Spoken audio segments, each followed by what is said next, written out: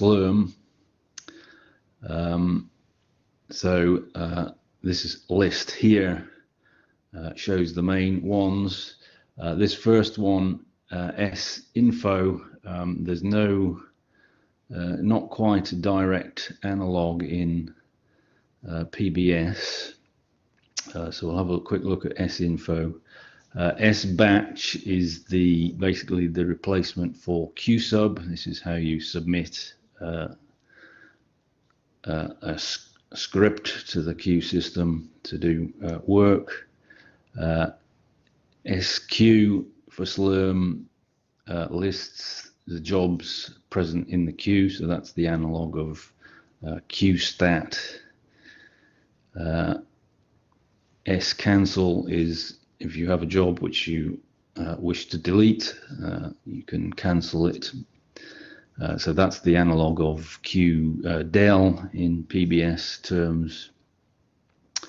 Again, this salloc, which we'll have a look at in the context of interactive jobs later on, doesn't really have an analog in PBS.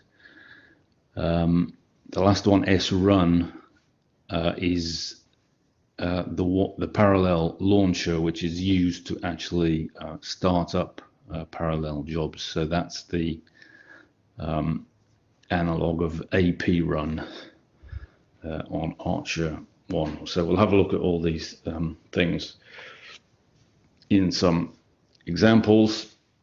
So all this stuff is in the ARCHER2 documentation, which looks like this, if you haven't had a look at it yet. So that's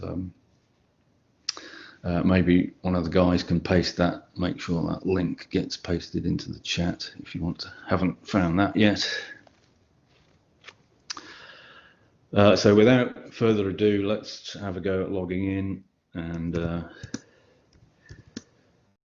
see what all this stuff does. So I need to remember yesterday's password, which is the first challenge for me today.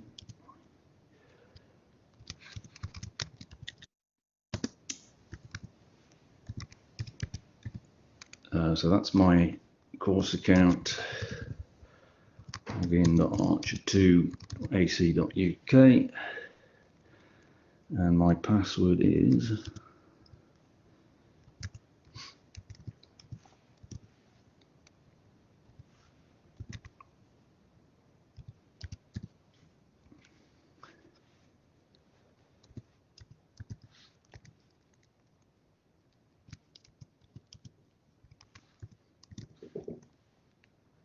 right. Good. Okay.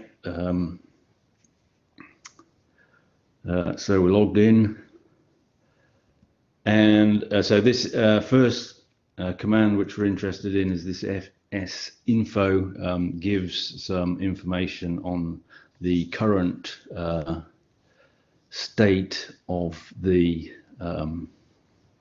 queue. This looks rather ugly, basically because it's printing out the status of every individual node with node IDs, NID, 1000, etc. So that's a bit ugly. So what I'm going to do, you don't have to remember this, but there's just, I can use this incantation to make things a bit clearer.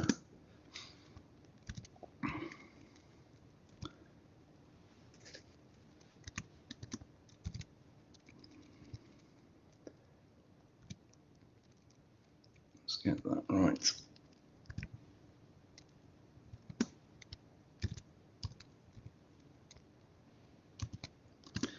So as more nodes arrive, that situation will probably only get worse as well. So that's a slightly cut down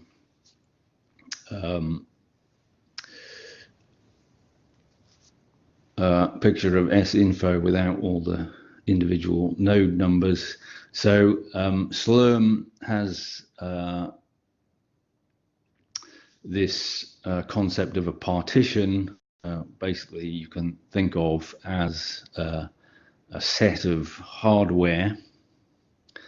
So everything in ARCHER2 is the same hardware, so everything's in basically the same partition at the moment, which is just called standard. There's something which is saying something about availability of the partition, some information on time limit for the partition, some information about the number of nodes which are in each state. So, for example, here, this current situation is there are 628 nodes allocated, so those are allocated and running jobs, and there are some 305 nodes idle just at the moment, doing nothing. One thing to note, there is also this 32 nodes here in a reservation, which we'll come back to a bit later. And there's various nodes in. We seem to have a few that are broken in the down state for one reason or another. So in total, there will be 4 cabinets with 256 nodes per cabinet. So in principle, there are a maximum of 1,024 nodes just at the moment. So that's a way of just getting a sort of high level overview of what's going on. So that can be useful. So there's various states there. The most useful ones to look at perhaps are the allocated and idle. The other one you might see, if you did have a look at this yesterday, you might have seen if some of the nodes have a maintenance against them, they're being reserved for maintenance and won't be available. So this sinfo potentially produces quite a lot of information. So if you want a list of all the nodes, you can get information with various options for this sinfo command. So that's a huge list of all the nodes in the system. There you can see, as I say, that will only list will only become longer as the system gets bigger. So this is basically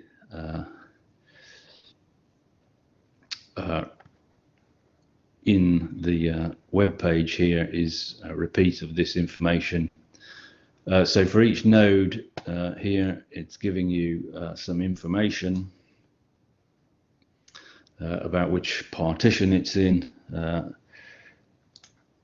its current state. You can look at if you in the current situation, if you look the number of CPUs here.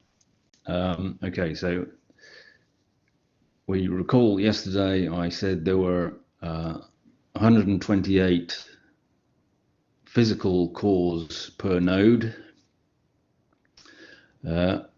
Each core can accommodate 2 threads in hardware, so there is a factor of 2 here, which the queue system believes each node has 256 CPUs, so-called in the Slurm jargon.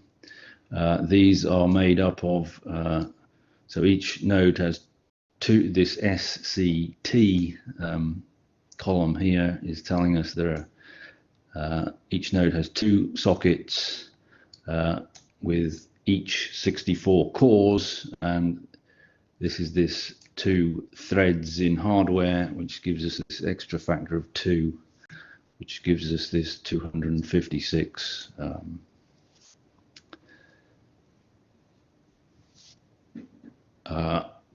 CPUs, so-called. This will come back a bit later when we get to think about the placement of tasks on the node. In the true situation over here, you can see it's actually reporting the true 256 gigabytes per node. Okay, so there's a bit of a exercise here which you might want to try with sinfo. Because at the moment there aren't any high memory nodes, you won't see very much difference in the memory of the nodes, but in principle one could sort the output of sinfo via the memory on the node and produce a list of high memory nodes, should you want to do such a thing. But I would claim that's possibly not of great interest, so I'm going to move on to how to submit a batch script.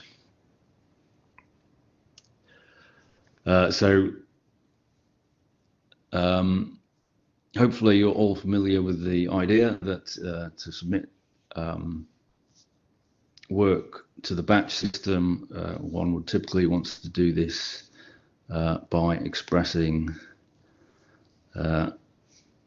commands as a shell script. So not in the context of ARCHER1, you will have had scripts with these special hash PBS directives in them. The name of the game is similar in Slurm, except the special token is SBatch, and of course all the commands are slightly different, but we'll look at this example here. So this is a standard bash script executed via the shebang at the start. So here we have a series of these special hash SBatch instructions, which look like a comment as far as the shell script is concerned, but will be picked up by Slurm to do a number of different things. So the idea in Slurm is we wish to reserve a certain amount of resources in the system for a given time, and we also then want to run our parallel executable using those resources. Now in the ARCHER1 case, there was a fairly clear demarcation between in PBS between asking for resources via the hash PBS commands at the start of the script, and then you would use in the PBS context AP run with a new set of options to define the configuration of the launch in parallel. So how many MPI tasks to run and how many tasks per node and so forth. These two things are, in my view, slightly conflated in Slurm, in that Slurm wants to be clever and use the information you've supplied up here to launch the executable to define the launch configuration, which is done by this thing srun in Slurm. Okay, so to look at it in detail, the things we need in Slurm to tell it what partition we got to use. There's no choice in this matter. The only partition is standard, which is here. This second line here, this QoS, which stands for quality of service. Slurm does not have the concept of queues per se, so there are no queues in the same sense that there is a short queue and work queue on Archer, but there are different quality of service options. So this QoS equals standard is the usual one, and you can think of that as being the standard work queue. So the other important quality of service option is the short QoS, or short queue if you like, which has a 20-minute time limit, but will get you through more quickly, hopefully for short testing jobs. So there's a time limit here which is specified hours, minutes, seconds. So this is 2 minutes. I know this is going to be a short job, so I'm going to specify 2 minutes.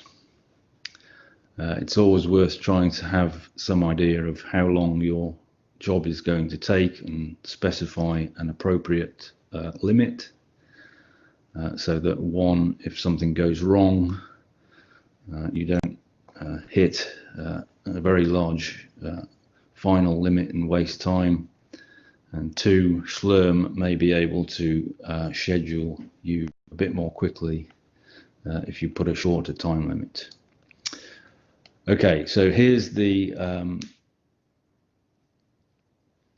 designation of what resources we're going to want. So I'm going to ask for this job, I'm going to say I want 2 nodes, and I want to run 128 MPI tasks per node. So I'm going to do that in this way for this script, and Slurm will go away and make a reservation of 2 nodes and try and schedule that. All the node use is exclusive, so you only get whole numbers of nodes, so you should budget on that basis. These 2 I'm going to come back to in a moment. We'll have a look at what they do. The other things we have down here is this special module load statement for batch jobs, this module load EPCC job env. Basically what this is doing is going to restore the default programming environment. So for this example, we're using a standard module, which is this XTHI thing, which provides this executable XTHI. And what that does is just to report where each task and thread is running on the system. So I suggest you just go ahead and have a go with firing up your favorite editor and seeing if you can submit this job. So we need to remember we want to be, in general, we want to be in the, oops, I don't want to be there. I'm in, today we're in the work file system. My account is TA015.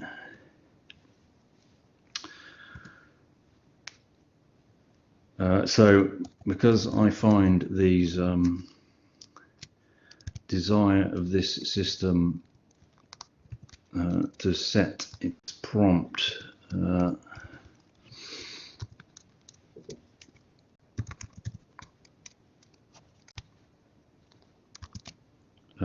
to be related to the directory, which can get extremely annoying if you have a very deep directory structure. I'm just going to get rid of that.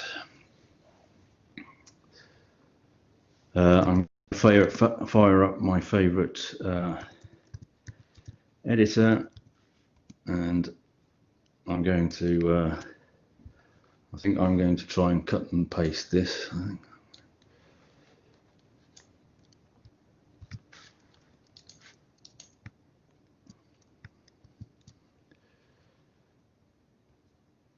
Over here, so I think that looks okay.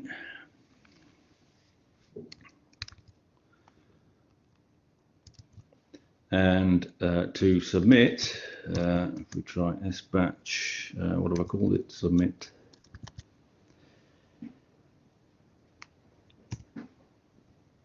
And that will return you a unique job ID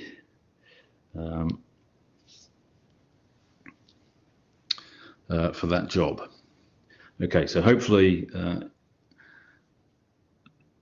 everybody should be able to have a go with that. If you want to see what's currently running in the queue, the command is SQ. So that's the equivalent of QStat in PBS. This will show everything that's running at the moment. So I don't know how much stuff is going. So perhaps we could just make the window a bit bigger. Okay. Okay, so here's all the jobs that are currently in the queue with their unique job IDs. Everything's in standard at the moment. One of the future features that is scheduled to appear with ARCHER2 is a GPU partition, which would be different hardware, and then that would be in a different partition. This is the name of the job, which you can set in the script if you so wish. That's the user, the owner of the job. Here's the state of the job. So the PD is pending. So these ones are pending. And this is the number of nodes requested or running. Slurm for pending jobs tries to give you some information about why the job may be pending. So you can see there's a variety of reasons. Here, this first one, this association max CPU minutes per job limit, I suspect that one is that user has no time left in their budget, so that job won't run. There is something here which is saying dependency never satisfied, so I suspect that may be an error in the submission script actually, which is using a dependency. Other things like this, max jobs limit kind of thing is people have reached the limit of the number of jobs or the total amount of resource they are allowed to use at any one time. Everything is, so there's one with this one here. Has a dependency which has not been satisfied, so that can't run yet and is still pending. If you are ready to go but just waiting for resources, it may say reason may be resources, but as there are a certain number of idle nodes today, I suspect nobody is waiting. This one, which has asked for 1,024 nodes, is never going to run at the moment because there aren't 1,024 nodes available. But all the rest of these are state are running on a certain set of nodes. So for example, this one here is running on 5 nodes, and it tells you which 5 nodes it's running on, and that one's been going for about an hour.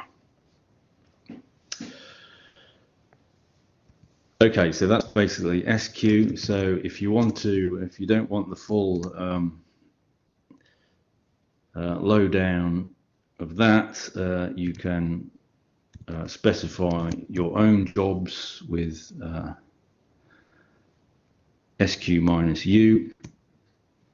So that's me. I'm sure my job will have finished by now, so I don't have any jobs running. And when the job is finished, you can see the output by default has gone to this file Slurm with the unique job ID in there .out. So if we have a look in there, okay, first error.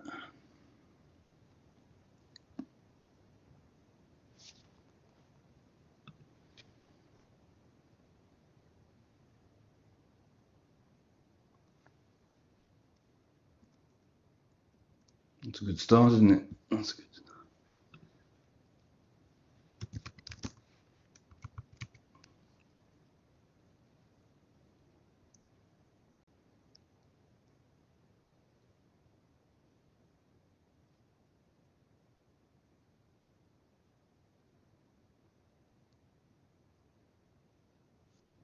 So what's gone wrong with that?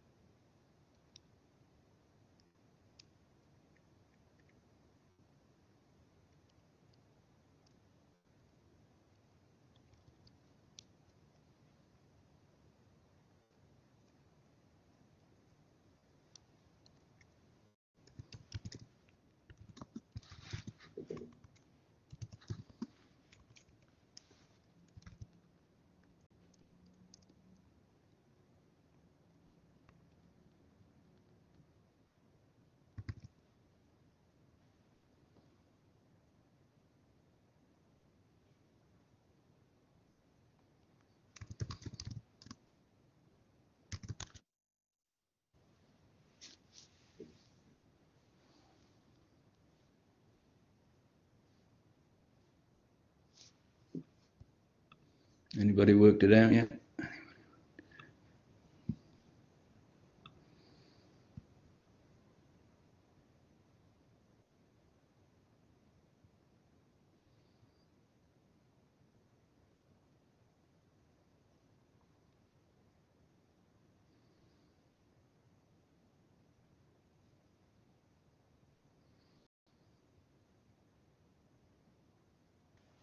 So there is a workaround for those of you who are getting the did not unuse module files.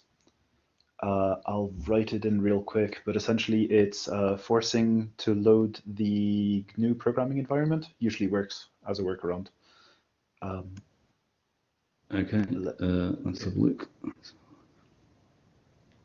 Just give me 1 sec to find the...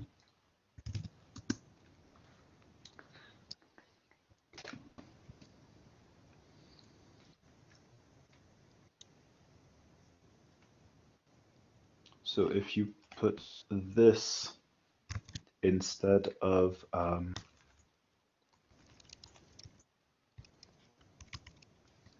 the module load EPCC job env.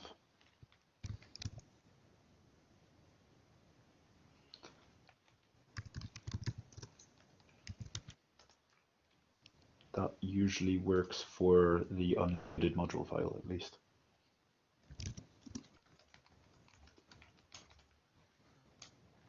Let's, oops, not do that. I've not tested yet, but it worked previously. Yeah. Okay, let's give that a go. Okay.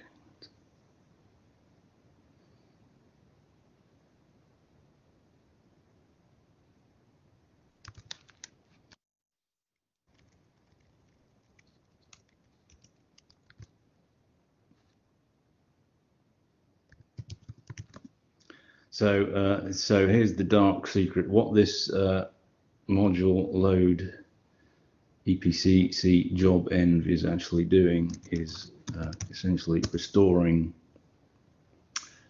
the default module collection,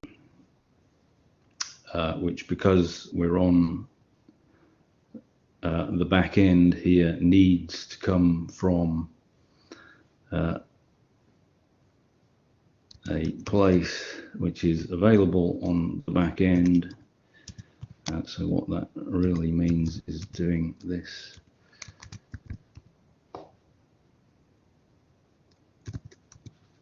In the case of you want GNU, we need something like that.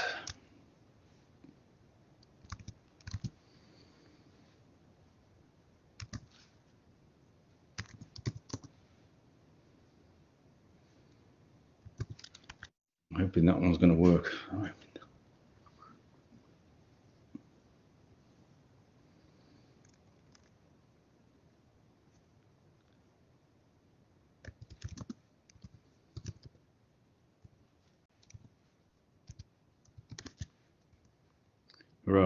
Right, okay.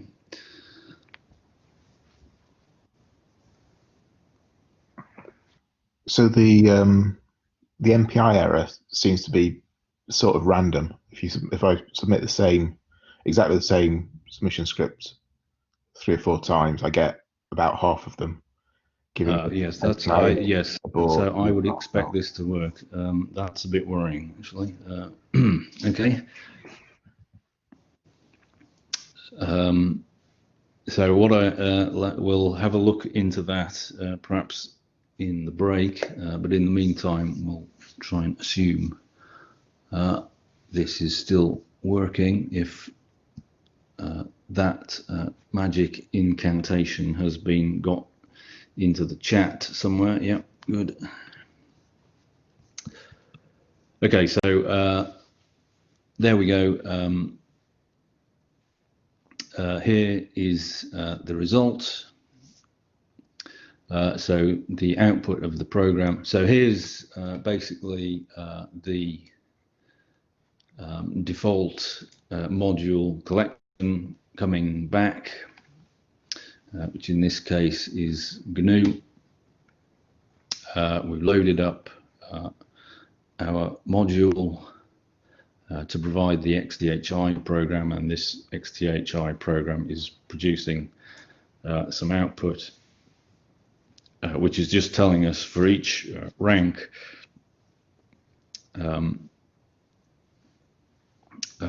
it's reporting on which core that particular process is sitting. So we've got 2 nodes, each running 128 MPI tasks per node. So rank 0 to rank 128 should be sitting on the first node, and 127 rather, 128 to 55 should be sitting on the second node. So what you can see here, it's actually assigned the ranks in a slightly strange order, apparently. So rank 0 has gone to core 0, which is in the first NUMA region. Rank 1 has gone to core 16, which is the first core in the second NUMA region. Remember, we've got 16 cores per NUMA region, and so on. So what it's trying to do is do a cyclic distribution of ranks around NUMA regions. So by the time it's got to the 9th rank, that is rank 8, we're back to the first NUMA region, and that's the second core in the first NUMA region. So that's what's going on there. So that may be appropriate depending on how your work is distributed between the MPI tasks.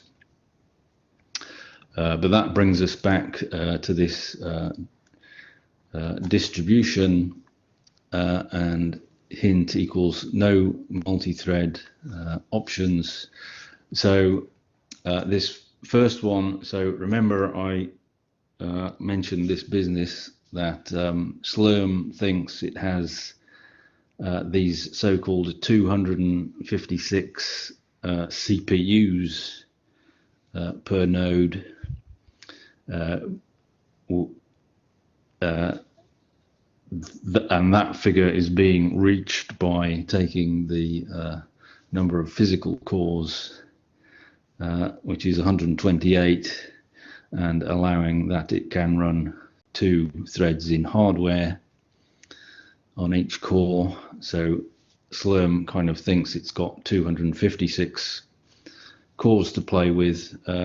For most high performance computing applications, we're not going typically to be worried about using that second hardware thread per core. So we want Slurm to think basically it's got 128 cores per node. So this minus minus hint equals no multi-thread is just telling Slurm to ignore those that extra factor of 2 coming from hardware threads. This distribution equals block colon cyclic is controlling the distribution of ranks here to physical cores. So the first block is relating to the distribution between nodes. The second cyclic here is referring to the distribution in the NUMA regions. So this is why we're getting this kind of cyclic picture here. The alternative is, if you want to try to change that cyclic to block,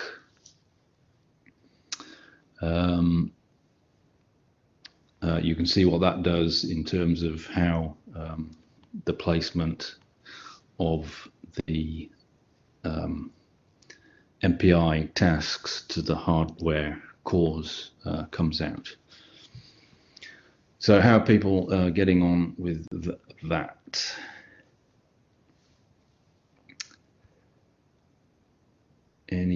So I'm not quite sure what was going on with that. This apparently sort of random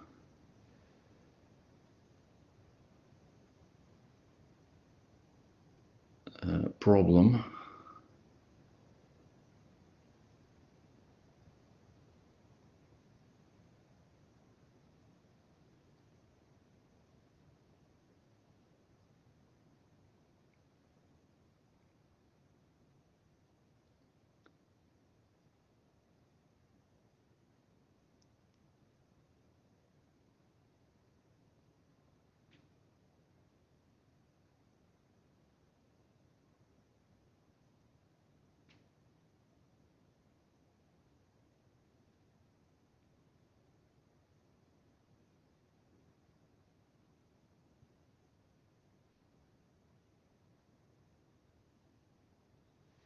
Yeah, okay. Wrong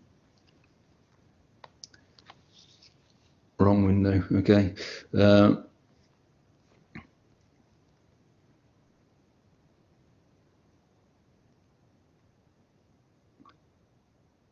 Not sure about those budget changes, Matt. It may just be a case of taking a few seconds for it to go through.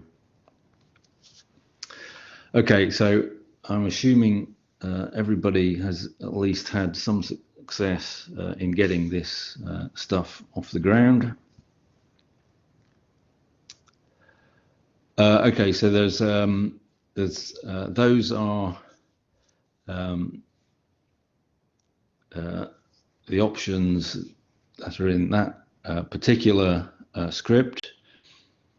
There are huge numbers of options available to Slurm. A couple of others you might be interested in if you like to set. If you like to give your job a name by which it will appear in the SQ output, you can use this option -- job name. Best practice would suggest you actually need to, you should specify a budget account. However, you'll have seen I, being a fly-by-night, have not included an account, in which case the account does default to the top level budget in the project. Project managers may wish to be careful about that. So there's the just SBatch. We've seen use of that. So as a bit of an exercise here, if you want to have a play about with this, you can try and by elimination of various lines in the script, try and work out what the defaults for the number of nodes and the number of tasks per node, etc. are. So for example, if we just eliminate the specification of the number of nodes, we should be able to work out what the default number is. Okay, so a couple of other things that might be of interest. It is perfectly entitled to specify the same options to SBatch on the command line. This will either set or override any values appearing in the script. The other useful thing that may be of interest is if one wants to use the short Q in inverted commas, or the short quality of service, you actually need two options, minus QoS equals short, and minus reservation equals short QoS. And that will go into the 20-minute limit queue, or quality of service. Yeah, if I'm quick, I might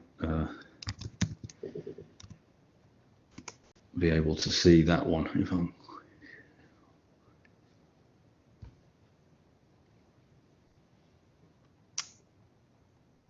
yeah, so there are that's that job there running on 4 nodes.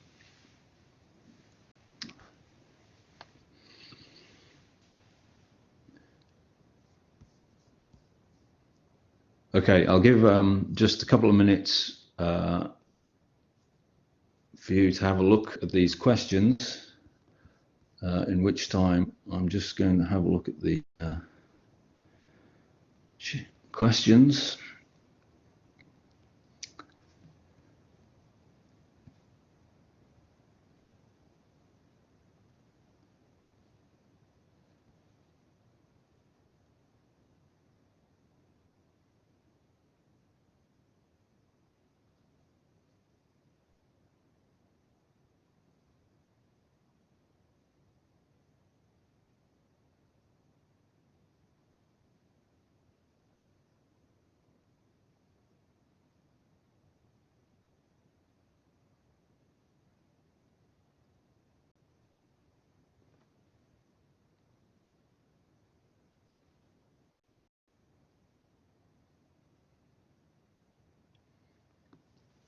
So there's a question here from Peter about multiple S runs in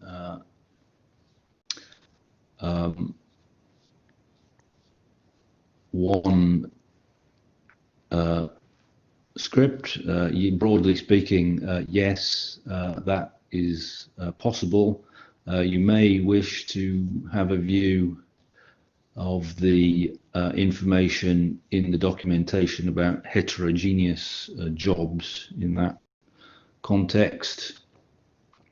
The one thing we don't recommend is very large numbers of S runs in any one batch script, because every S run needs to contact the Slurm daemon, which has an overhead associated with it. So that should be borne in mind, and suggests one should not use significantly large numbers of S runs.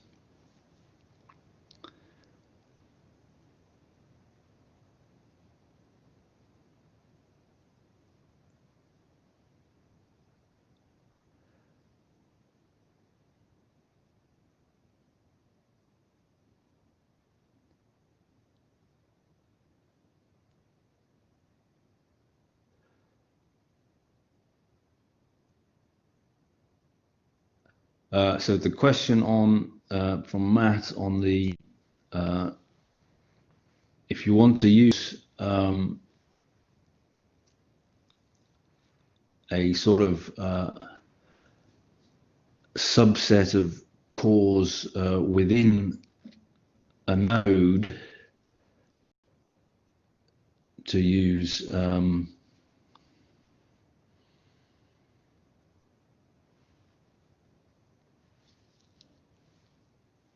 with srun, you may need to do something slightly more complex.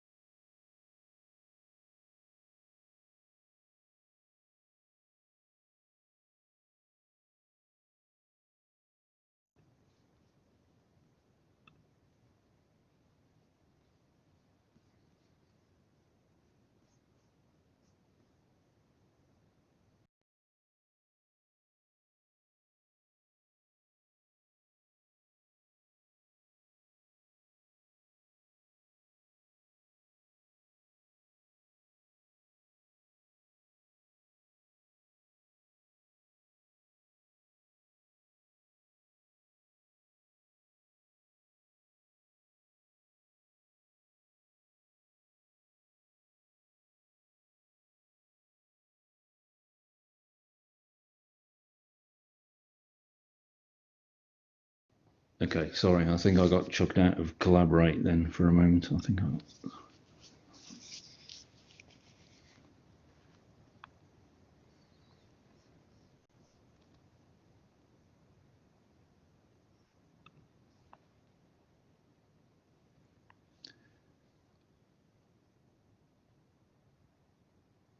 okay, so let's keep going.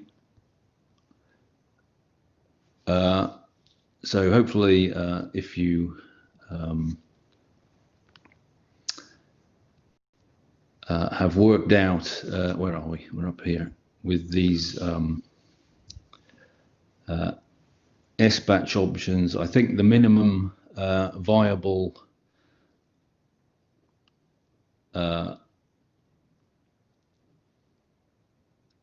submission script must specify at least a partition and the quality of service. Everything else may be able to run with a default.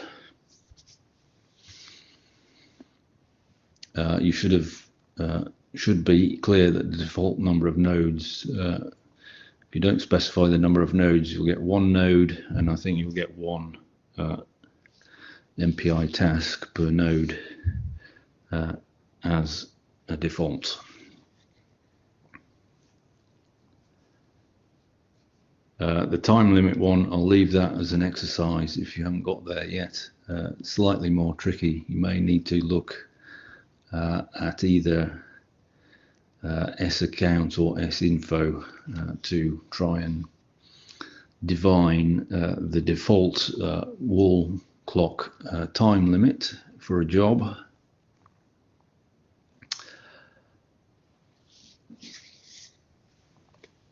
Okay, so let's have a bit closer look at what's going on with the launch stage, this srun thing. So as I said, this is the analog to the AP run, which is actually doing the launch of the parallel executable. And srun itself has the capability of taking a large number of arguments. So in some of the examples in the documentation, for example, you see some of these arguments which I've expressed up here as SBatch arguments can actually be specified directly to srun instead as an alternative, and they will do the same job. So what's actually going on here is that SBatch is behind the scenes setting some environment variables which are then getting picked up by srun to set the launch configuration. Okay, so one can then start to worry about various different types of distribution or configuration you may want to launch your executable with. One of these is you may, in some circumstances, wish to run fewer MPI tasks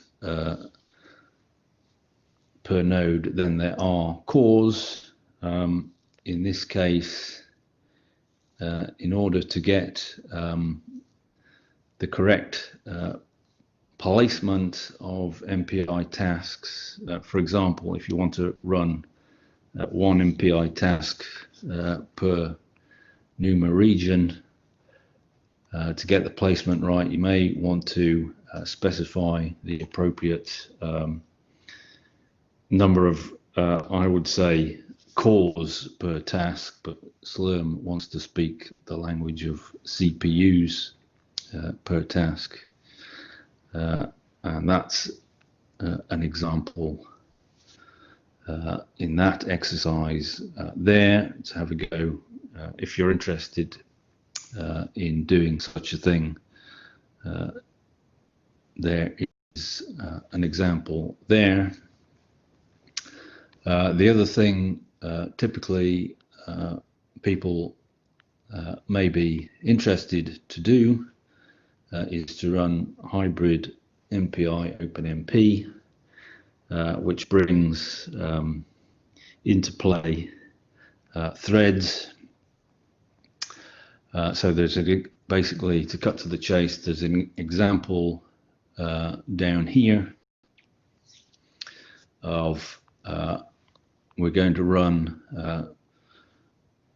2 nodes with 8 MPI tasks per node. That is 1 MPI task per NUMA region. We're going to tell SBatch this is 16 CPUs per task, which I would think of as cores per task.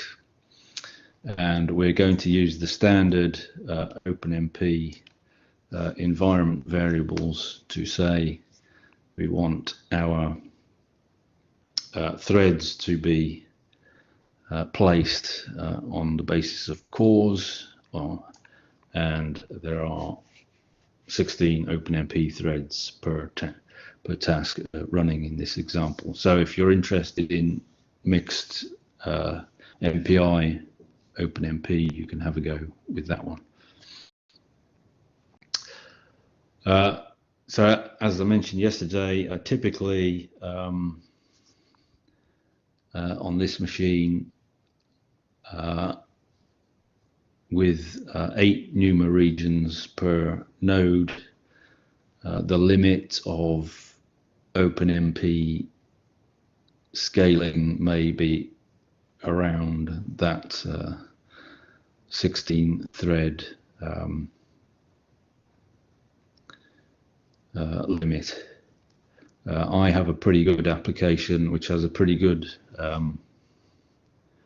OpenMP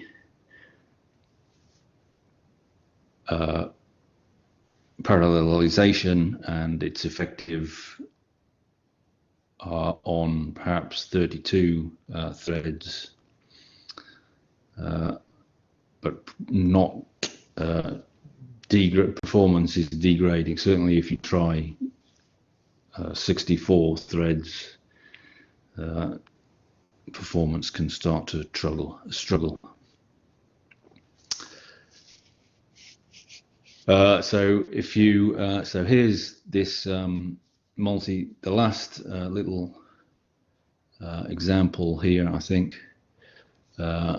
is if you are interested to try to use 2 hardware threads per core, there is an example there which you can have a look at.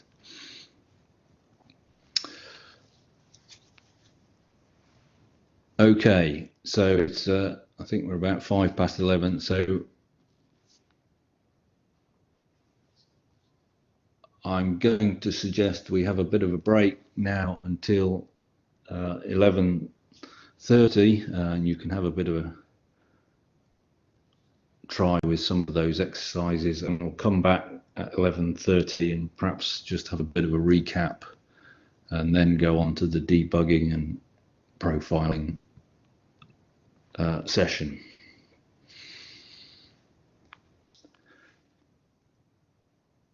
So I know Julian's just saying some of these problems may be just because we happened to hit a couple of dodgy nodes, was it? Yeah, it looks like a number of the jobs that failed because of MPI init failed on exactly the same nodes. No, that's bad luck. Okay, yes, I was expecting that to work, so there may be a slight niggle there, yes.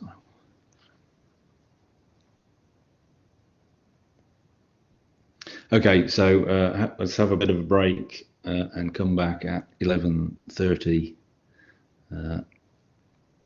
and we can deal with any more questions that are arising.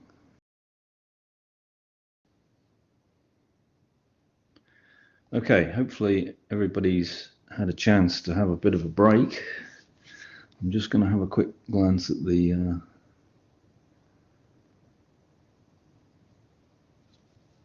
questions. Matt asked the question, is there a command like budgets on ARCHER2? We don't have a budgets at the moment. I suspect it's on the to-do list somewhere because it is a useful thing to be able to know immediately what your state of the budget is.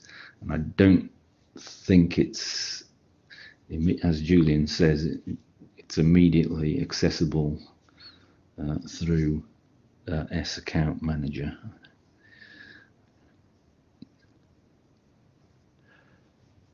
Are there any other questions arising from that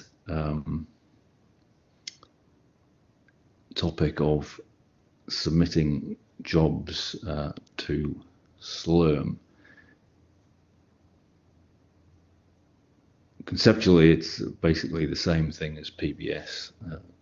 The details are somewhat different.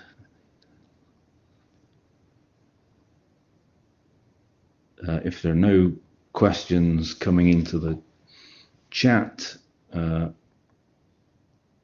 we'll perhaps move on to the last couple of topics, which are debugging and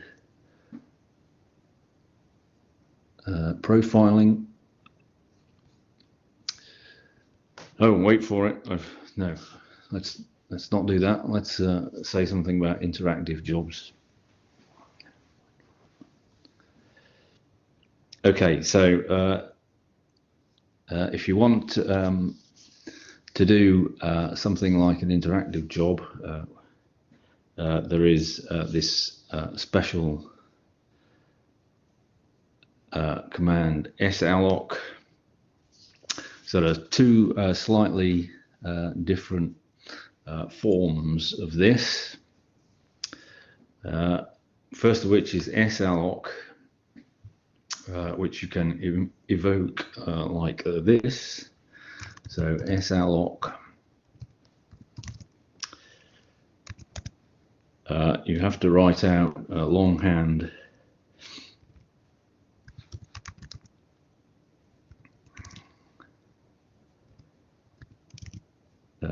the options you want to have, and also we should by now remember that we must specify a partition,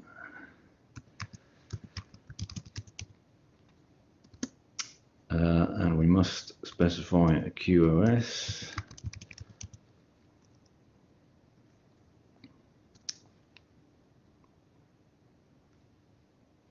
and we should specify a time limit.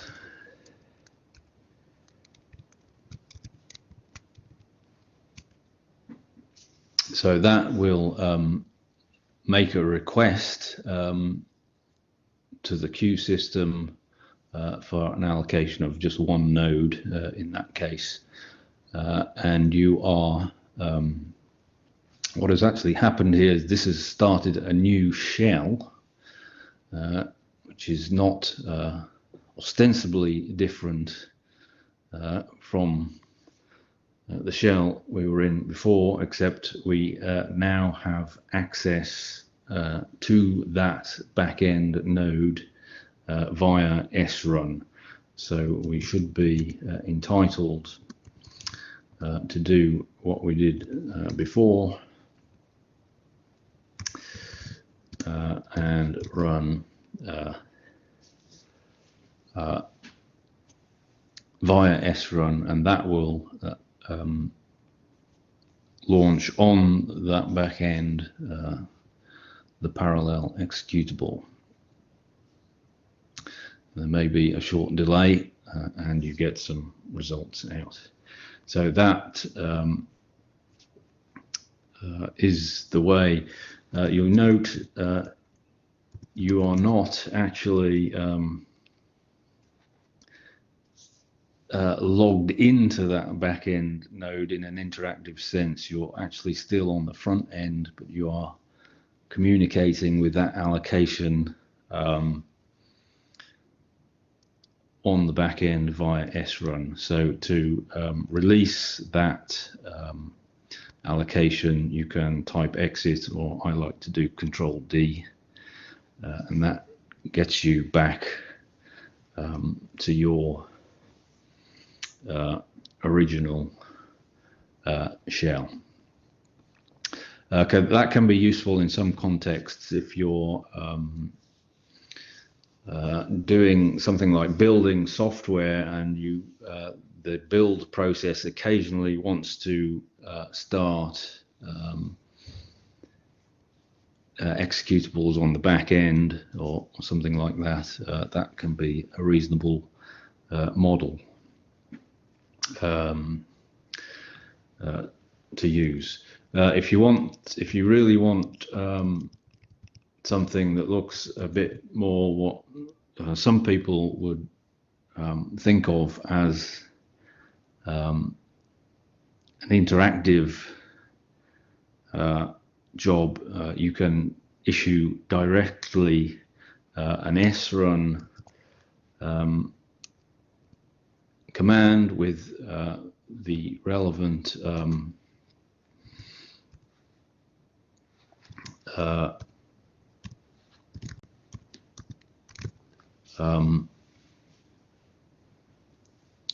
options, plus this option minus pty is bin bash, and that should,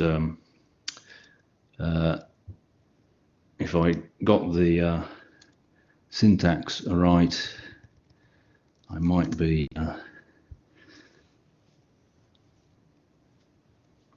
in business, and that will start you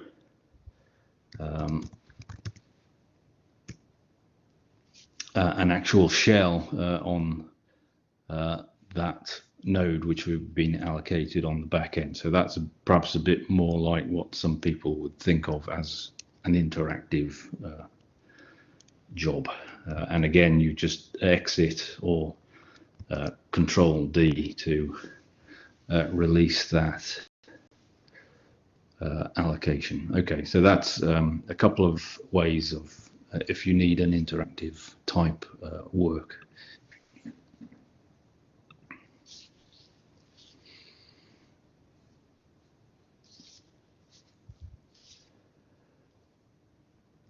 Okay, so I'll just have a quick, any remaining questions?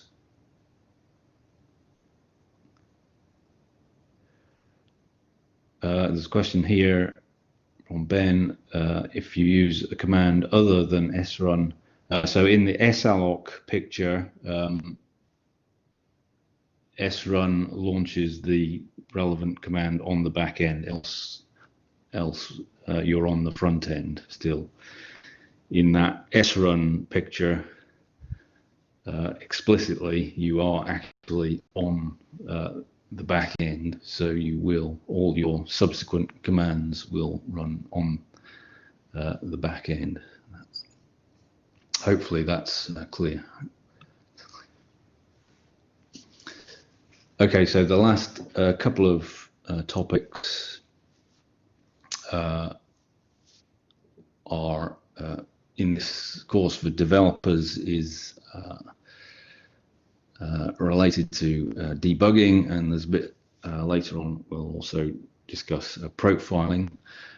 So as I think I mentioned yesterday, on ARCHER2, we were lucky enough to have DDT. Unfortunately, that's no longer available to us. So the replacement is the basically classic GDB, and it is in its incarnation on ARCHER2 is GDB for HPC. So this is basically wrapper around GDB, which is going to gather together the parallel information. But if you've used GDB before, this should be looking relatively familiar. Likewise, if you've used Valgrind, there is a Valgrind for HPC, which again is essentially a wrapper for Valgrind, which is going to mediate the collection of information from all the parallel tasks from Valgrind.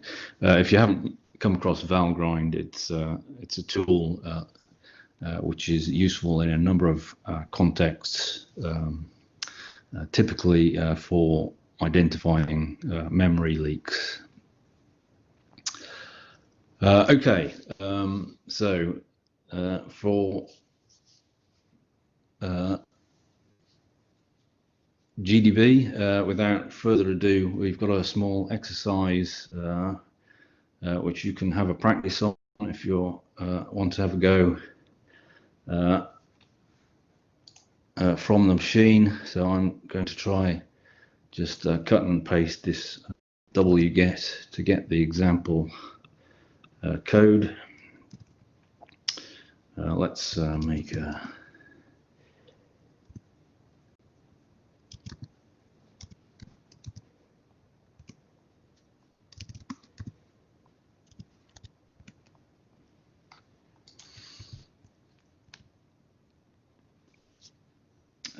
hopefully that should work. We can compile that with the -G option.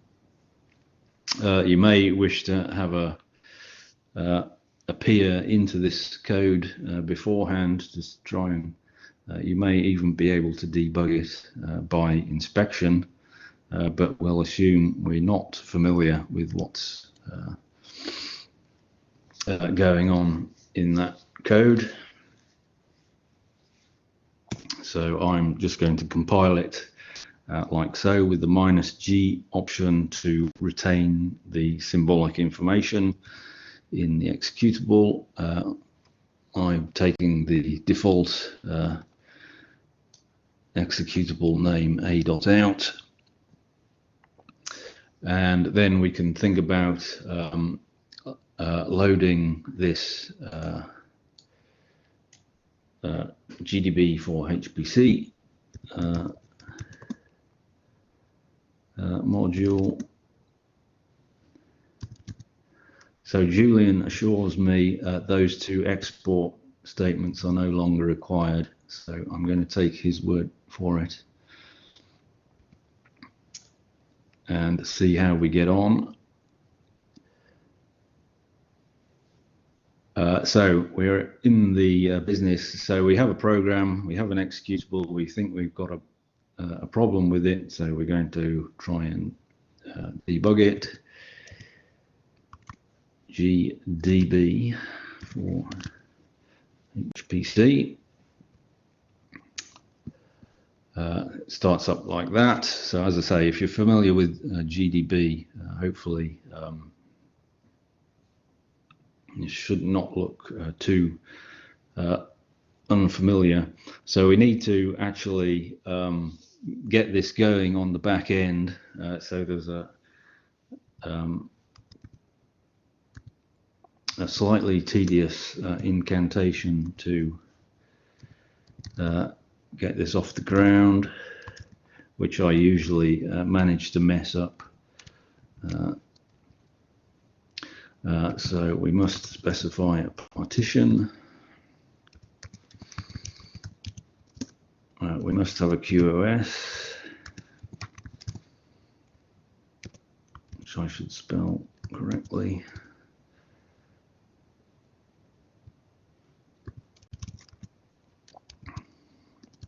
I'm just going to say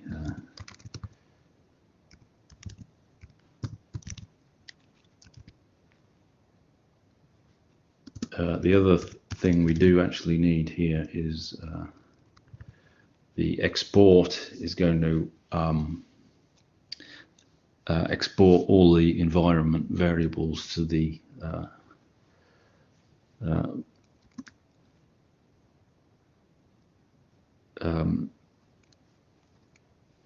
back end.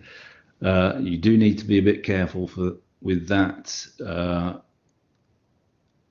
string of options, because if there's a typo or something in there, you get an extremely opaque and uninformative error message will ensue.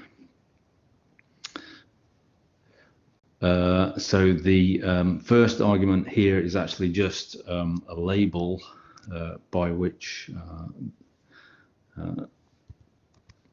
the program is going to be referred to, and in the curly braces is the number of MPI tasks we're going to run, and I have my executable is just a.out. So I'm hoping this is all going to go as planned, and I don't get a duff node or anything. There's usually a short delay. Okay, so as you can see, the launch is complete. It's telling me here's my label for the program on rank 0, and it's telling me it's got to line number 9 in this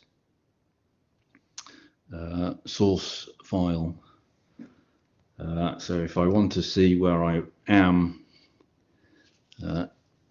in the program, I can do a list, and it's showing me I've reached here, which is line 9,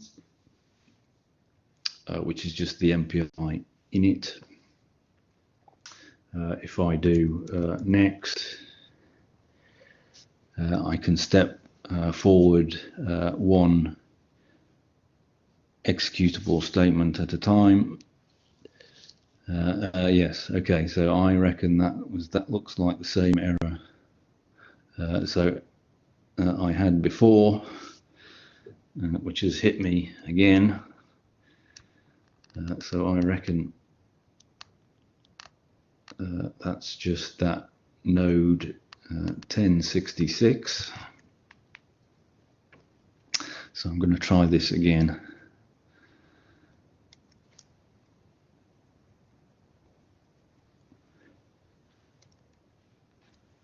Yeah, 1066 and 1068 are the questionable ones. Uncanny.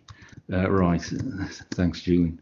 I'm going to try again with a slightly different. Let's make sure I can. If I can comment real quick, I'm pretty sure you can specify the reservation in this. Yes, and then yes, you'll be that's what sure I'm not saying. to- Yeah. So I must specify my partition.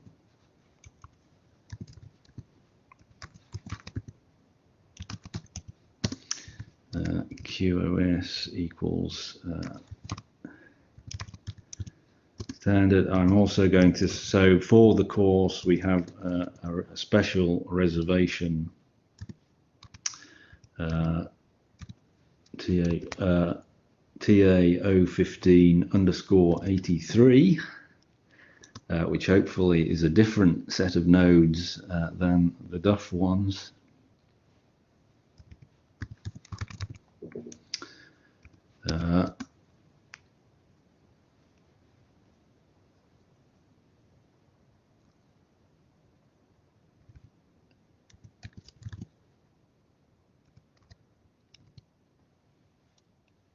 How's that?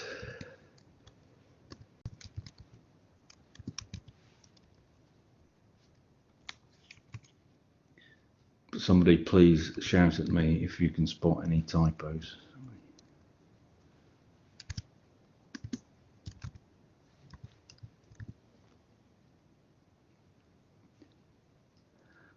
So I'm hoping this one is going to work.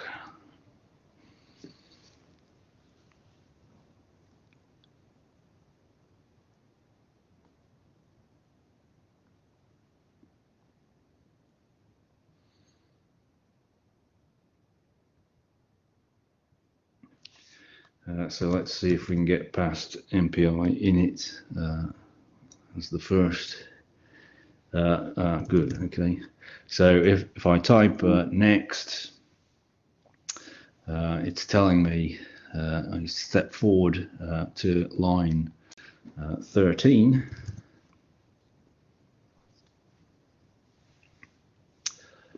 Which is MPI, the first executable statement, which is MPI comrank. If I step forward once more, I reach line 15. So I should now have a defined rank variable. So if I want to look at the value of rank variable, I can just do print rank, which tells me on rank 0, rank variable is indeed 0, and I can keep stepping forward to line 17.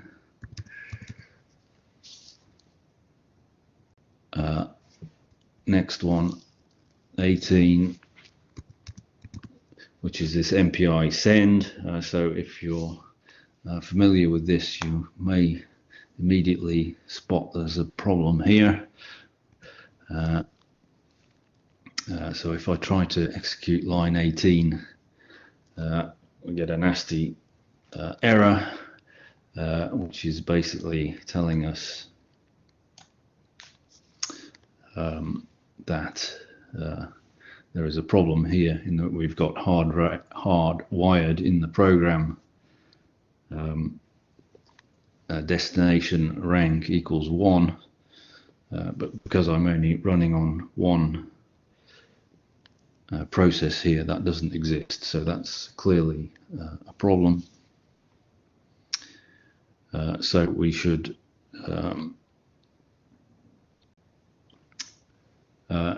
run this again on 2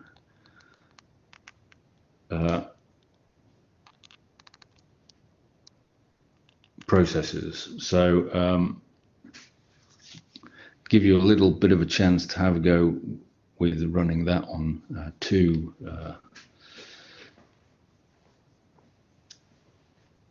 MPI tasks. So just specify something like task per node equals 2, and you'll need to also specify a 2 in the curly braces to get that going.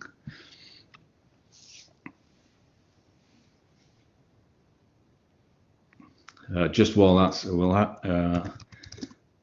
while you have a go at that, and perhaps just have a quick look at the code to see what's going on. What's it called? EDB.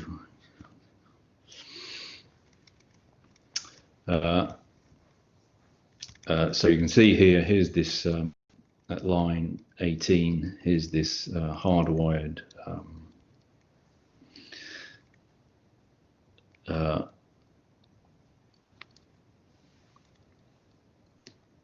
destination, and there's a hardwired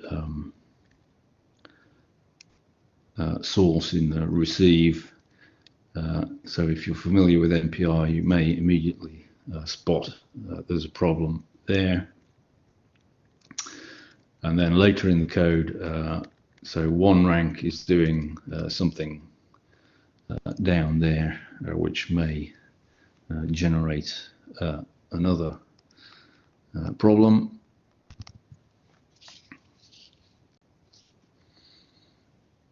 So just hopefully people have had a chance to get that going. We'll just have a quick look at what goes on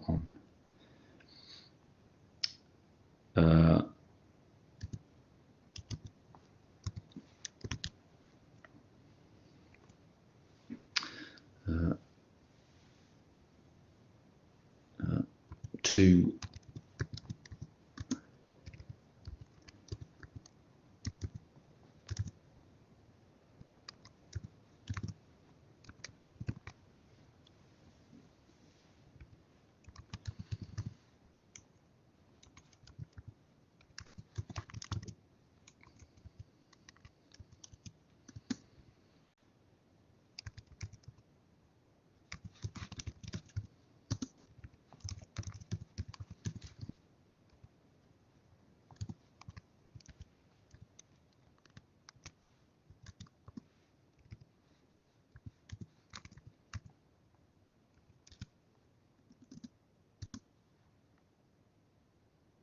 some of you may have noticed there I slipped in this option --n tasks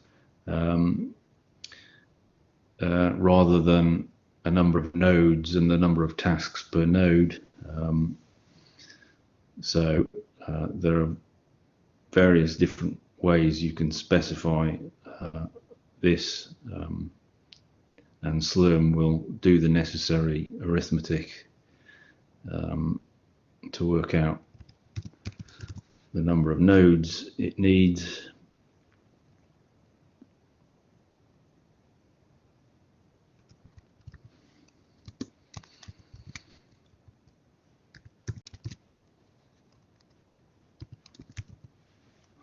So this time I want 2 MPI tasks, and I want the correct .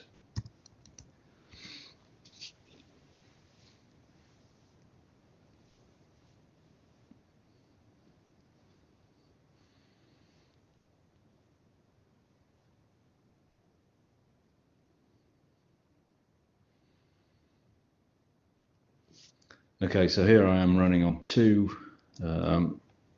MPI tasks with the label and ranks 0 and 1 in this case. I've reached line 9 again, which is my MPI init, and I can step forward one executable statement at a time. So there's line 15. If I go forward one more statement, the variable count should now have a unique value on each rank, being rank +1, which is there.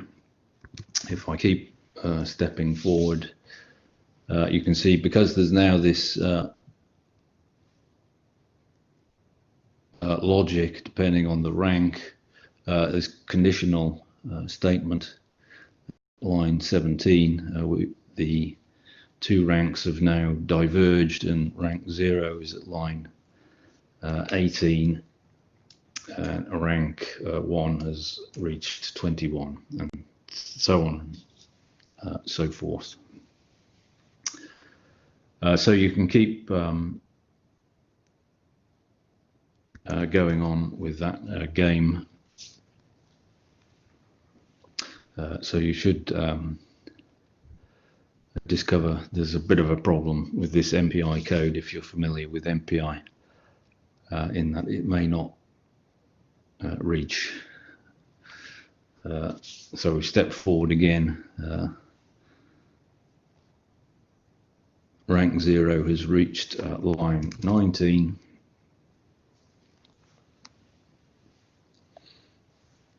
But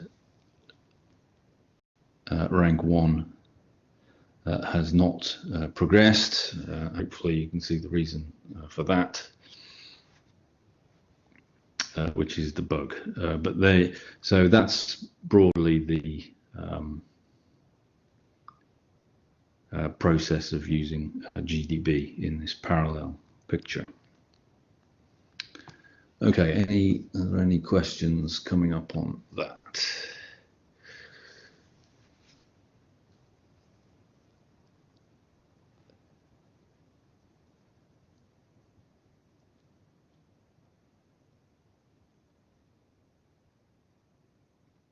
So the question is there a difference between tasks per node and n tasks per node?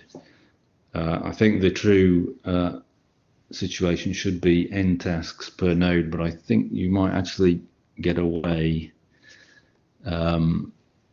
with tasks per node, I think, as a synonym.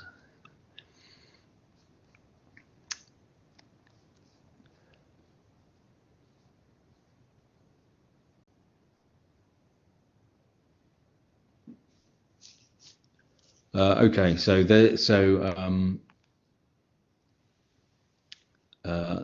that's the sort of basic way to get going with if you need to do a debugging for your executables.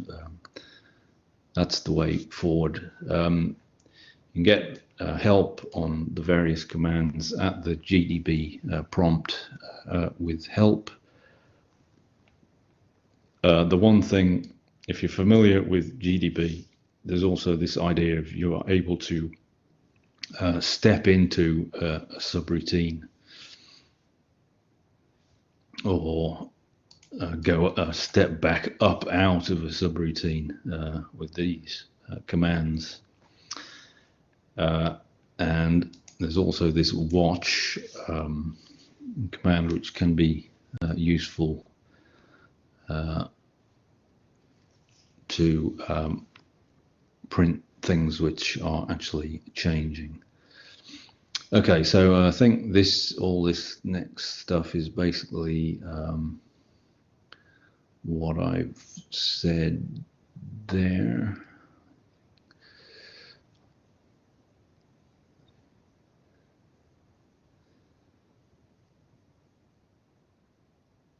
Okay, so if there are no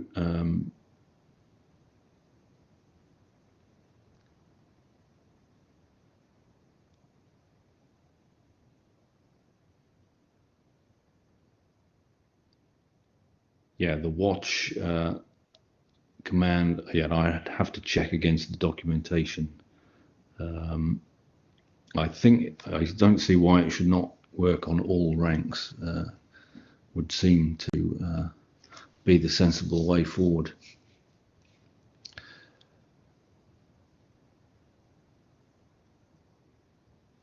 Okay, so there's your debugging. So hopefully if you've got a working program, you may be in position to think about performance of your program.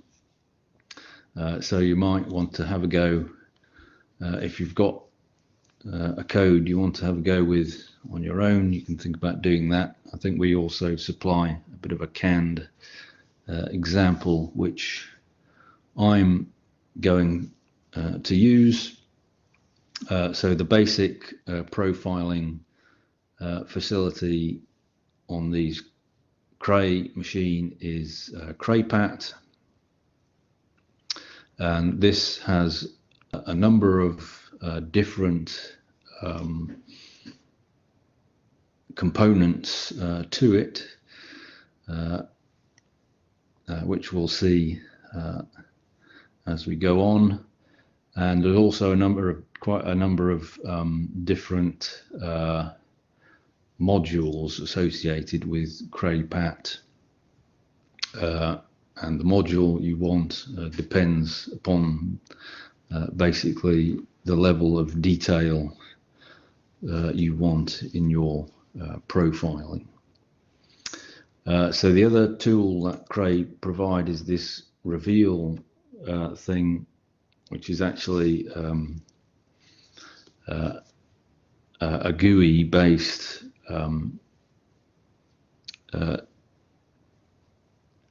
tool, which is largely aimed at threaded programs and loop parallelism. But GUI we're not going to try a GUI today, so we're going to concentrate on CrayPat.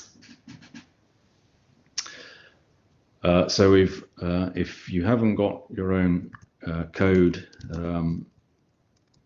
we've provided a canned example, which you can do at wget like so.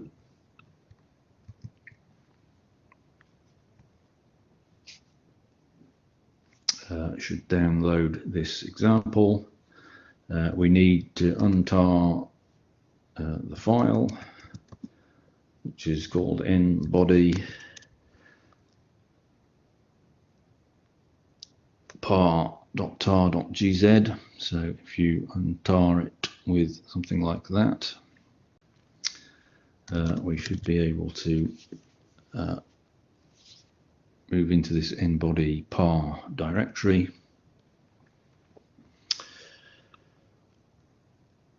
And in this directory, you should see we've got a collection of some source file, a make file, and there's a Slurm script sitting in there, which we'll come to in a minute. So the first stage of profiling, we want to get a broad overview of what's going on, with hopefully not too much overhead. So we're going to use this Perf Tools Lite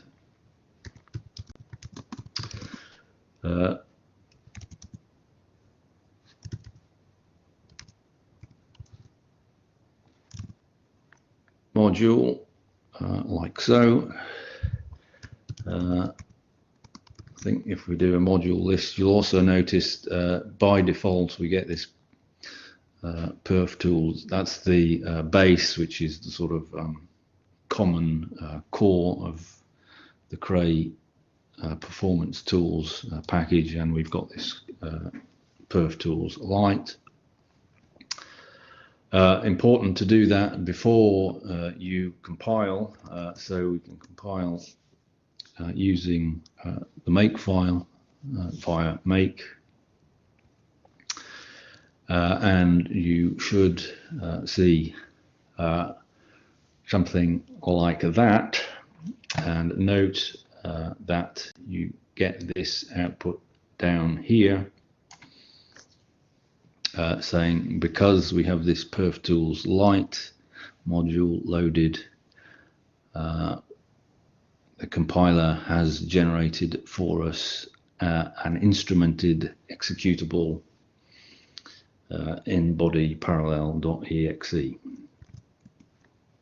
So actually, you'll note in the directory we have this this one which is instrumented, and that one has appeared, which is the original. If you have a look at this, you can see that here's the instrumented one, which is quite a bit larger than the original. Okay, so here's our instrumented executable. We should, in principle, now be able to run this executable using this run.slurm script provided. So let's have a quick look at that. How many deliberate errors have we got in our script here? So the first thing that you will probably need to remove is the account is should be TA15. All these things are okay. There's an extra option here in srun, this -- CPU bind equals cause. Don't worry too much about what that's doing. I think I'm going to get rid of it. It's an option to try and adjust the placement of the tasks. So that looks at least plausible to me, so I'm going to have a go at that, although I can see there may still be a problem. And I'm going to SBatch, and I'm going to submit this because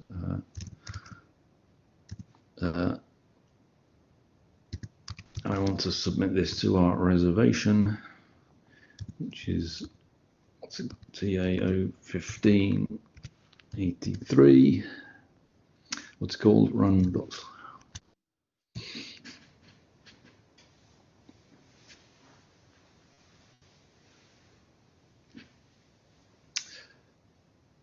Okay, so I reckon that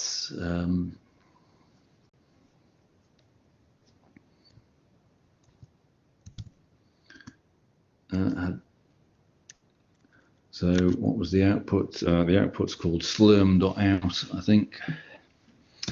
So, okay, so here's my deliberate error for this one.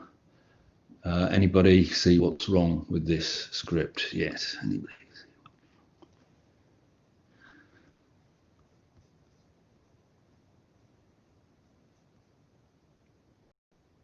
Yes, so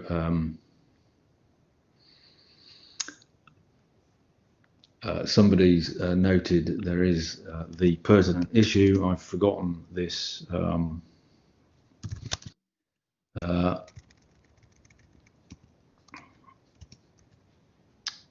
module load EPCC job env. So what this is doing for you is, as I said before, it's basically reloading the default module environment. So which is not, so if you miss that out, you don't have any modules at all loaded in the batch job. And if you are reliant upon things like shared libraries, they may be missing. So you need to, we've provided this as a way to load the default module environment. So that was the reason I got all these messages about not being able to detect this shared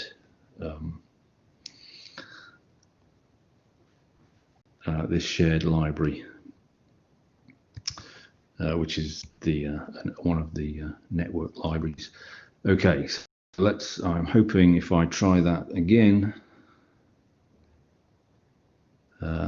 in the reservation, that should work.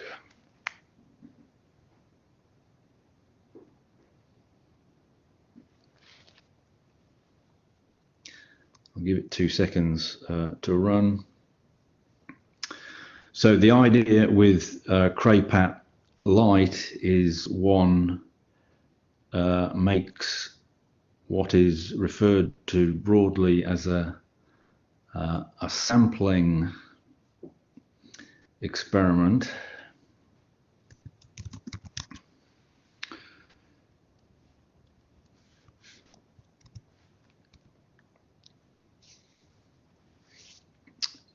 In which basically the system is going to just look at the program counter at a certain interval and ask where am I in the program at this instant, and make a statistical sample on that. So here's my output. Here's the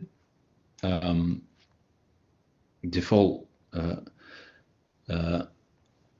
module environment coming back, which includes this libfabric thing which I was missing before.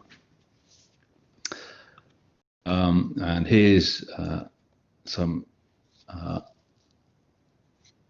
indication that CRAPAT has started.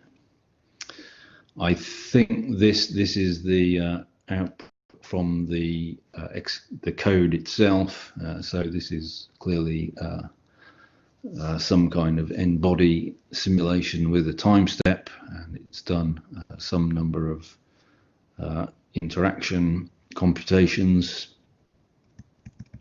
And once the program has finished, we see this section of CRAPAT Lite performance statistics, which include some basic overview information. So we've run this on 64 MPI ranks. so on and so forth. It gives you some broad overview. One useful piece of information is memory high watermark, if you're interested in such things. So here's the comes out output comes out as a series of tables, which is here first a profile by function. So this is the percentage of the number of samples, the total number of samples that occurred in particular bits of code. So it tells us that about 2/3 of the time is in user code, which is this compute forces multi-set, which sounds plausible for an n-body code, and the remaining about 1/3 is in MPI, which is split in some way, largely MPI send receive. So I assume that's something related to the exchange of position information or whatever for the n-body simulation. And there's a series of tables which will allow you to get various information. So it not only does it tell you about which functions are relevant, you can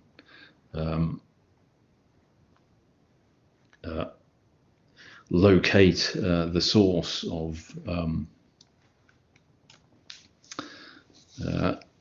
the computationally significant piece here seems to be at line 148, 149 in that source file, so you can have a look at that to see if that makes sense. Likewise, here's just the MPI calls. This table 3, there's some information broadly on memory bandwidth, which I suspect for an n-body calculation would not be very significant per NUMA region. Energy and power use, if you take the view that a true measure of cost, computational cost, is actually the energy used, that can be a useful metric, and so on. And again, if you're doing significant input output, you may wish to look at those kind of statistics. So that, again, that's all broadly based on this sort of sampling picture, to which you just looking at telling you what percentage of the samples are related to specific locations in the code, and that's a fairly lightweight piece of instrumentation.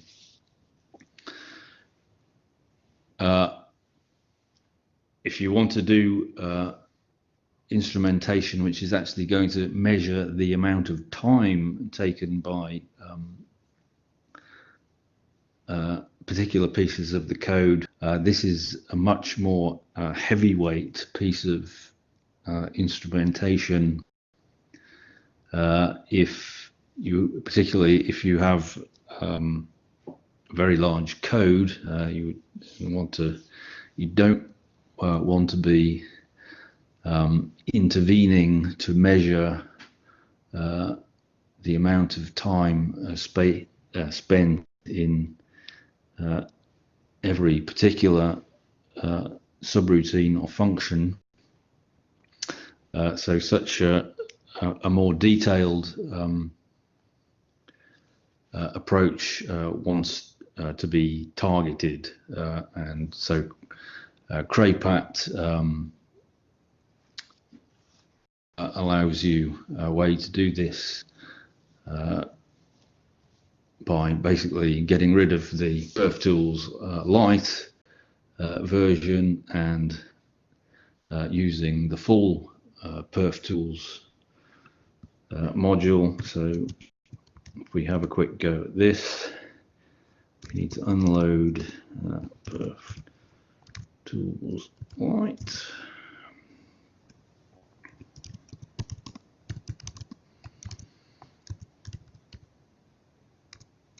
PerfTools. If I could type, I might be in business here. Okay, so we'll need to get rid of our existing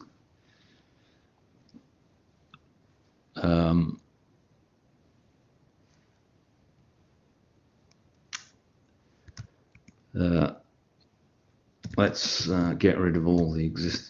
To save, yes, one thing I didn't notice. Notice when we ran the program, CRAPAT generates this directory with a load of files in it, which holds the information from the profiling. So I'm going to get rid of, pretend we haven't done that, and I'll get rid of that extra executable as well. So what we need to do for PerfTools, in contrast to PerfTools Lite, is the following. We build ourselves a standard executable like so. I then need to issue this command, pat build, and the argument is the name of the executable, and so that's going to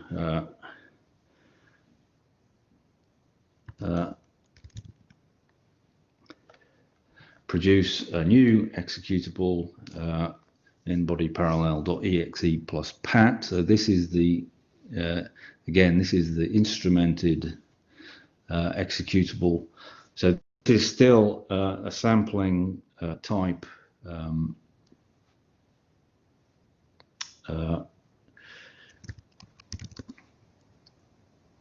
experiment. We need to just update our Slurm script to run the right executable, exe plus pat. So if we run this one, let's recover our previous SBatch command. We'll give that a couple of seconds to run. So that should give us again results in some subdirectory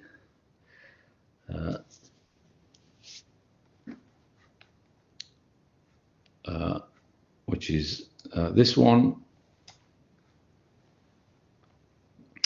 And to get at the results, we use this pat report.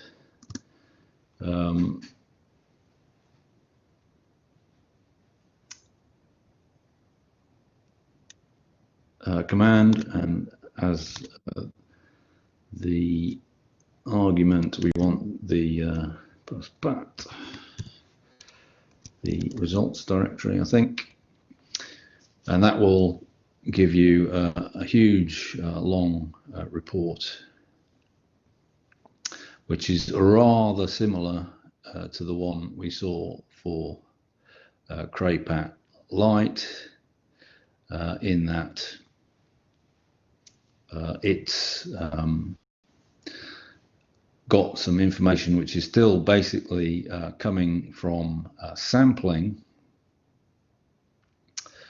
as we saw before, and also some additional stuff from hardware counters, but that's essentially the same stuff.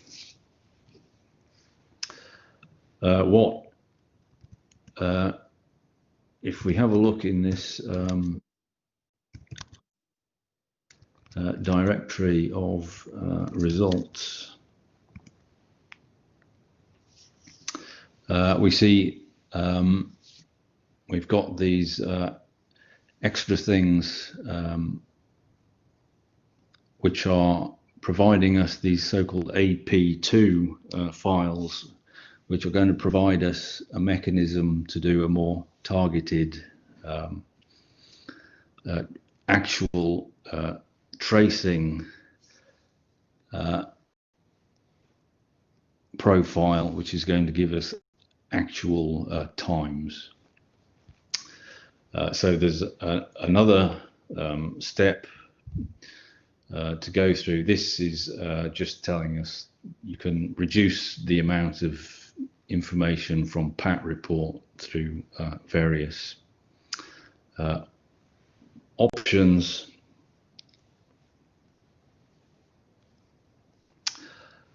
But we should be able to, did that give me an APA file? I don't think it did it?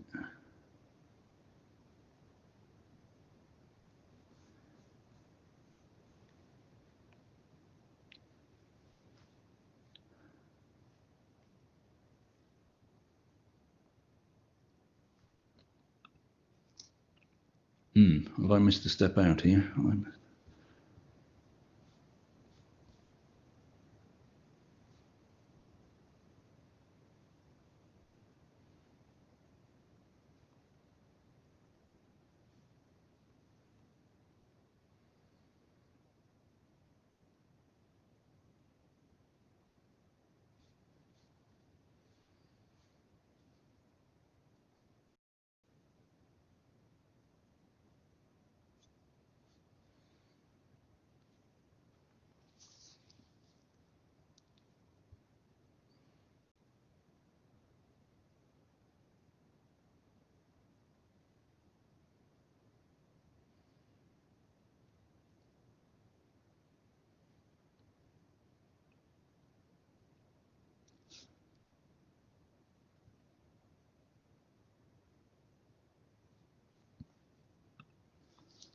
So today is not going brilliantly well so far. Julian, you didn't spot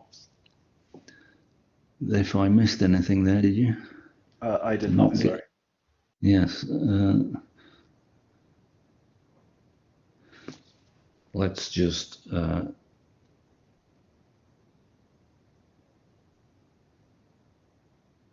try this again, I think.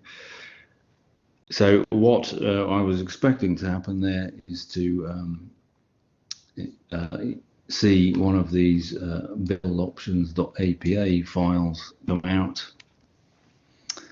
which holds the information we need to do a more targeted profile, which will then actually get us times. So that would give you yet another executable with a plus APA extension, which you could then run this new executable, and that would actually that now would give you actual times rather than just the percentage of samples. So when I get to the end, I'm going to have another quick go at doing that to see if we can discover what went wrong there.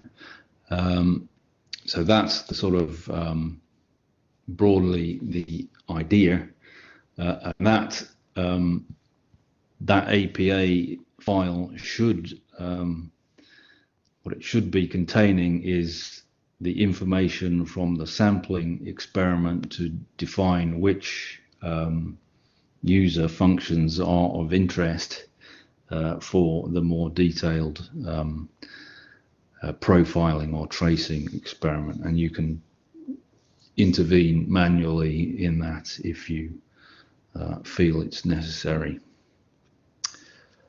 Okay, so that's broadly the section on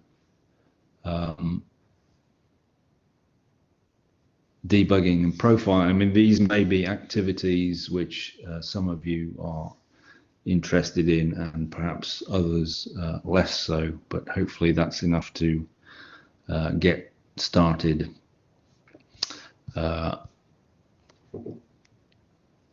with the process. Are there any questions appearing in the chat? Okay.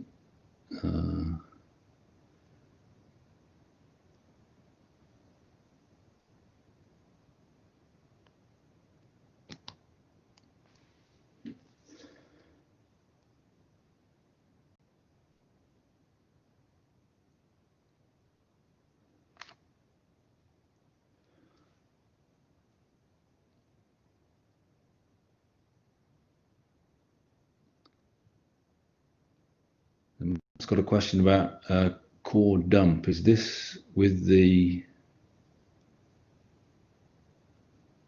n-body code or?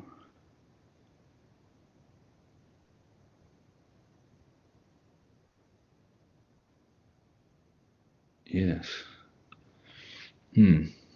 Okay.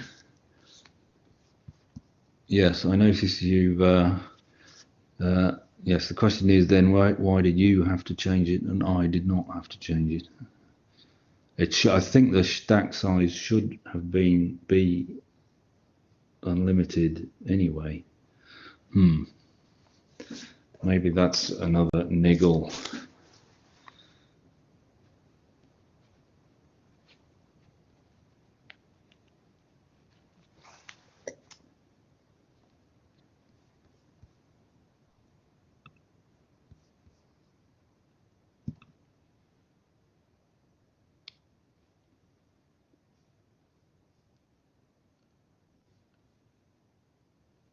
Okay, so where's my content? That is largely the main content we were going to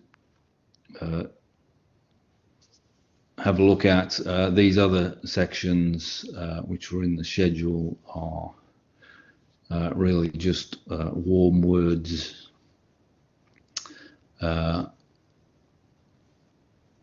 and it's worth perhaps just having a look quickly at what the next steps are. So just before we end, maybe at about 1300, you're perfectly welcome to go on and try stuff using your accounts in the meantime. As I mentioned, the true and correct source of information is the ARCHER2 documentation, which is available at this site, which I showed before. It looks like that, so hopefully you'll become familiar with that as time goes on. That site is actually just basically a GitHub repository, so if there are things that you find that are problematic, you could even submit a pull request for corrections if you're so inspired. There's quite a few training courses coming up, so it's worth keeping an eye on the training page at the main ARCHER2 website. to find out what's coming up. I'm assuming most folks here coming from ARCHER1 will have accounts available on ARCHER2 in the near future. If for some reason you're not, there are various avenues by which you could get access. Some of you may have been familiar with the ARCHER1 driving test facility, which was a fairly low overhead way for people to get a bit of time to have a go. I'm not sure that that's quite yet available for ARCHER2, but the intention is that that mechanism will be available again. Otherwise, most of the activity is through the consortia that are doing most of the work, and then through standard Research Council mechanisms. One thing developers may be particularly interested in is this thing, the embedded computational science and engineering support route. This is a relatively low overhead way to get actual money to support people to do development on codes for high performance computing. And the ARCHER2 program as a whole has a regular series of these calls once every 3 months, I think. So I would encourage people to have a look at that. It's quite a good way that you can support your work or get some experience in writing a grant proposal or things like that. I think the last thing we have an official acknowledgement for ARCHER2, which is here if you wish to acknowledge ARCHER2 in publications and so forth. Okay, so I think that's there's 20 minutes or so left. We're happy to stick around, and we'll try and have a look at some of these problems that were occurring, but that's formally the end of the course. So I'll say at this point, thank you all for attending, and I hope the content has at least given you some pointers to be able to get started on ARCHER2. As I say, we'll just hang around until for another 20 minutes or so, just to take any final questions that you may have. Otherwise, thank you for coming and enjoy your weekend.